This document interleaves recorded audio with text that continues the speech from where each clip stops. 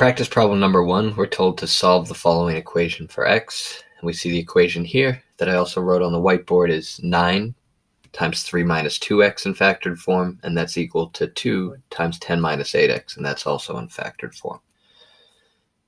So if we're going to solve this equation for x, one thing we should be understanding at this point, a great method, if we see factored form, if we see these variable terms trapped inside parentheses, the distributive property can help me get rid of the parentheses so I can start gathering and combining or putting these x terms together.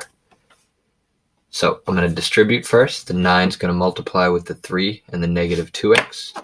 So there are two terms in here. They both had a 9 factored out. 9 will multiply back in with the 3, which gives us positive 27 as a constant term. And 9 will also need to multiply back into the negative 2x, which gives us negative 18x's over there.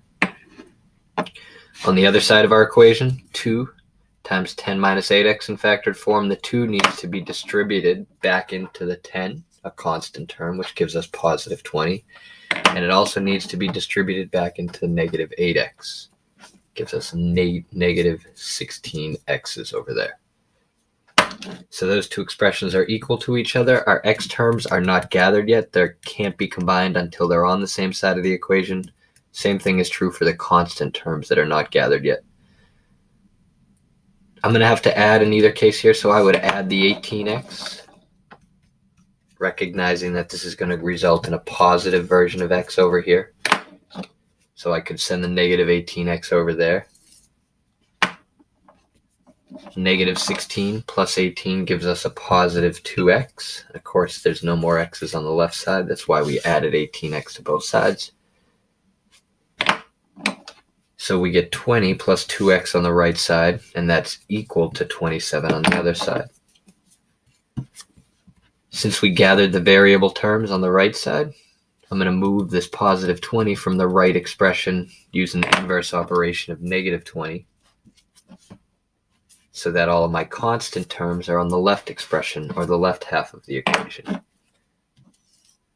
So at that point, we have positive 7 over here, a positive 2x on the other side of our equation, after the 20 and negative 20 inverse out. In your final step, if 2 times x equals 7, then we're going to have to divide both sides of the equation by 2. X is going to be equal to 7/2, or you could say 3.5. So once I know 2 times x is equal to 7, divide both sides by 2, I could write my answer as a fraction, 7 over 2, or I could write it as a decimal, 3.5. They'd both be correct. If I want to check whether this answer is correct, I would take the 7/2, the answer, and I would plug it in for x on both sides of the equation and see if they simplify out to give us the same value.